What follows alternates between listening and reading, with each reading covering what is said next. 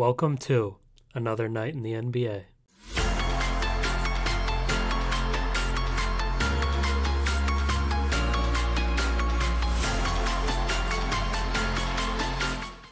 This is your 10-minute recap of the last night of NBA hoops, and this was a phenomenal night in the NBA. It felt like every game was close, coming down to the wire. There were 2 overtime games, and there's still a couple going on that are going down the stretch, so maybe there'll even be more than that. But we're going to talk about every game later on. Luka Doncic dropped 49 tonight. Wemby went to overtime. Cam Thomas had 30 again. The Pistons looked like they were the bad boy Pistons once again. But the main topic I wanted to talk about is that it looks like the Thunder might be even better than people thought, which is hard to do because people were very, very high on the Thunder coming into this season, saying that they would be a playoff team coming off of their play-in tournament appearance last season.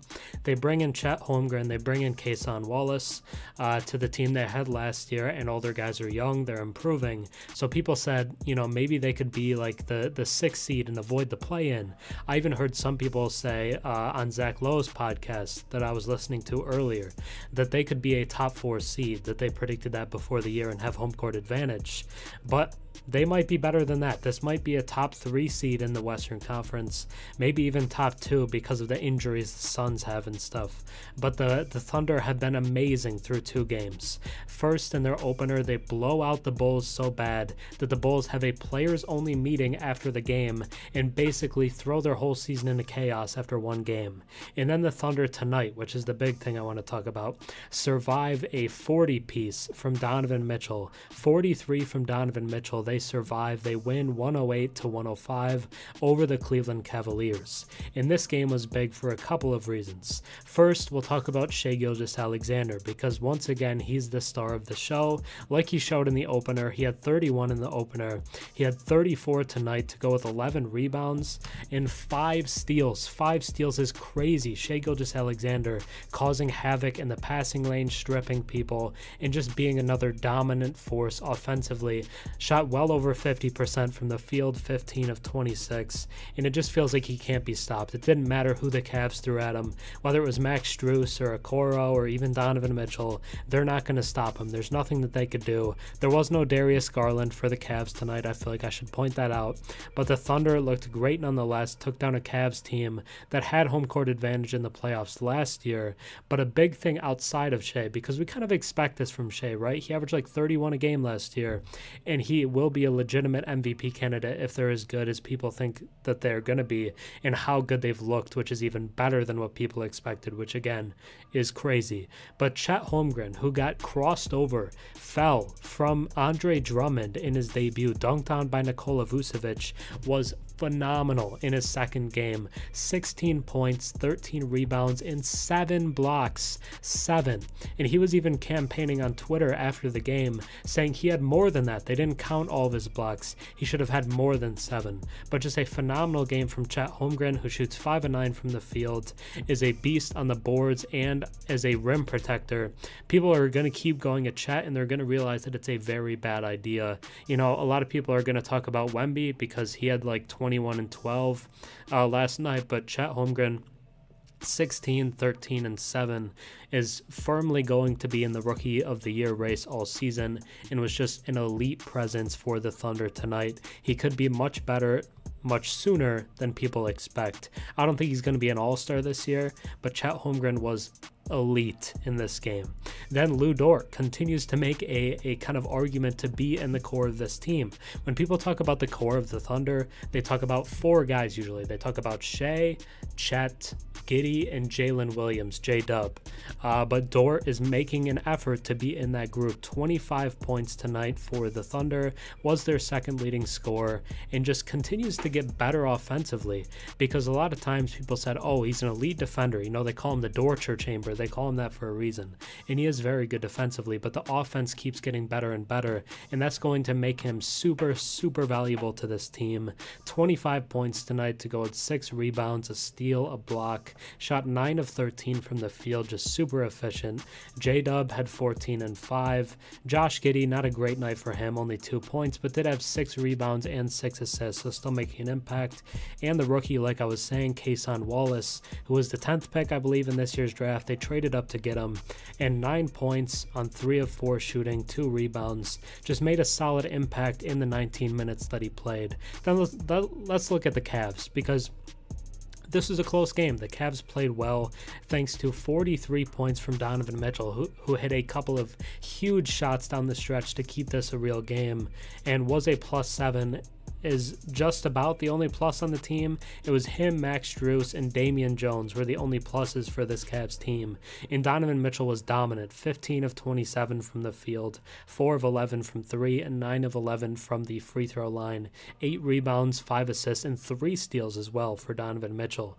Then you look at Evan Mobley, 14 points, 15 rebounds, and 2 blocks. Not quite the game Chet had, but a very good game in his own right. And, you know, they didn't really have a ton of other contributors. Max Strus wasn't as good as he was in his Cavs debut. Only had 8 points, shot 2 of 11 from 3. It was kind of a rough shooting night for Max Strus. But the Thunder take down the Cavs, a really good team. They moved to 2-0 behind the backs of Shai Gilgeous-Alexander and Chet Holmgren. And the Thunder might be a contender as early as this season. And I think they're this year's Cavs. This year's Kings, sorry. They're going to fly up the conference and could be a top 3 seed as early as this season. But they've been great. But now let's shoot around the league and look at some of the other notable games and other performances from this great night of NBA basketball. So now let's look at the other action from around the NBA. I'll try to keep this to about 4 minutes. We could end up being around 6. We'll see. There were a lot of games on the docket tonight, but I'll start us off with Nets versus Mavs because this is a game that I watched a lot of. I was very invested in it. Cam Thomas once again leads the Nets in scoring with 30 points, 12 of 19 from the field, pretty efficient, but kind of an all-around scoring night from the Nets because they get 30 from Cam, 23 from Spencer Dinwiddie, 18 from Mikal Bridges. Even Ben Simmons had 10, 10, and 8, really solid Ben Simmons game, but it didn't end up mattering because Luka Doncic was just too good. He was unstoppable, basically. 49 points, 10 rebounds, 7 assists. He hit 9 threes, and he hit one of the most ridiculous game winners that I've seen in a long time. Luka was phenomenal. It was Luka magic, and I really love the minutes we got from rookie center Derek Lively once again.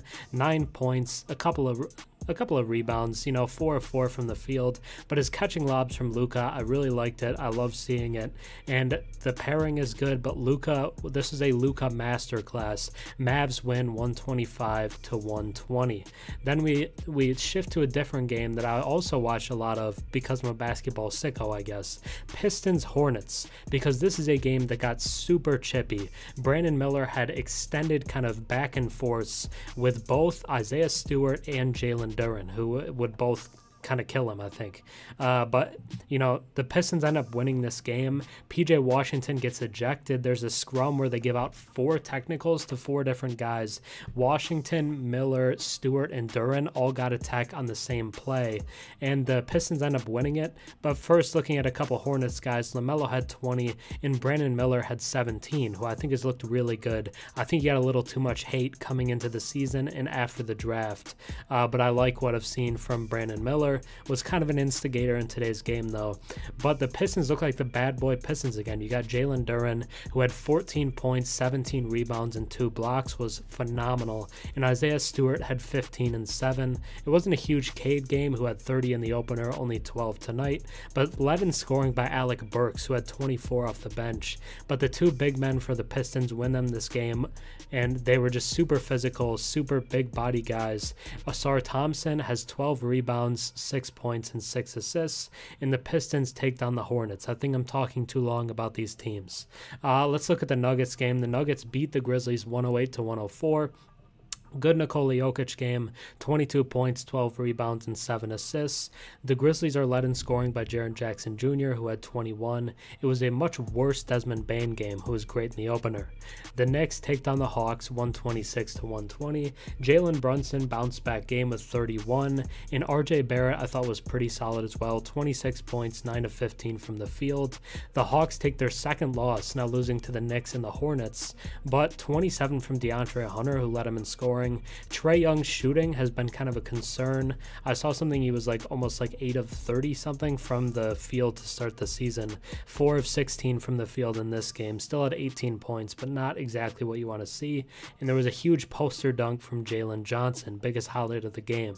The Celtics take down the Heat in an Eastern Conference Finals rematch, and Derek White continues to be the nightmare player for the Heat as he finishes with 28 points, 6 rebounds, and 3 blocks. Tyler Hero continues to be more aggressive this year. I think it's kind of a revenge year from him. 28 points, 6 rebounds, and 6 assists. Kind of a balanced effort from the Celtics with all of their top 4 guys finishing around 20 or more.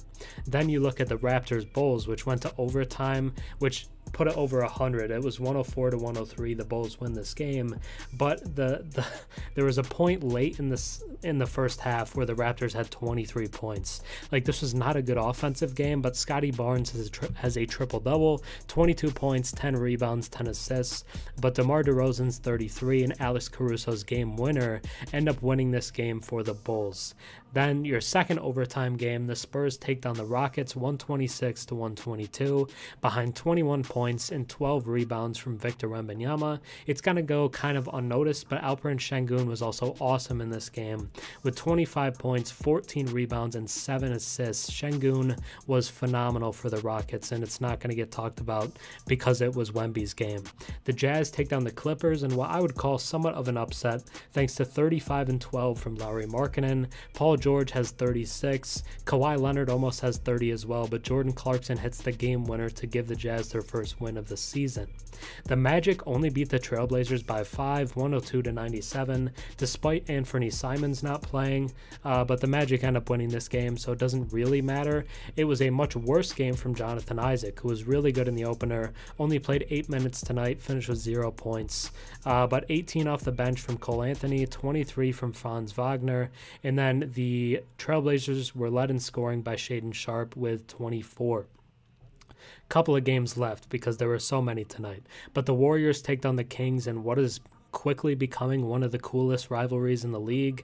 41 points from Steph Curry and 39 from De'Aaron Fox. This was a point guard duel that went down to the wire, and I loved, watching the parts of it that I saw. 14 of 19 from the field for Steph, 14 of 28 for De'Aaron Fox, who both almost have 40. 39 for De'Aaron and 41 for Steph. Just a great game between two teams that kind of really dislike each other, it feels like.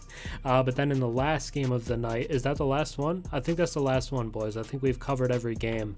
I know we're kind of going over a little bit. That's already 6 minutes, but finally, to wrap up, as we're going to do, I want to give you the top 5 players of the night, which is from Real Sports. Shout out to them. Tell them to sponsor me, by the way. Someone let them know that. But the top 5 performances of the night, at number 1 we have Luka Doncic, who had 49 points, 10 rebounds, and hit 9 threes, dominant in the win over the Nets. Steph Curry at 2 with 41 points, 7 threes, and 74% from the field. Donovan Mitchell at 3 with 43 points, 8 rebounds, and 5 assists. De'Aaron Fox comes in at 4 with 39 points, 4 rebounds, and 4 assists. And then Shai Gilgeous-Alexander at the 5 spot with 34 points, 11 rebounds, and 5 steals. That's it for this night in the NBA, another night in the NBA. Thanks for watching. I'm Herm. Have a good one. Think about subscribing. That's it for me. Peace.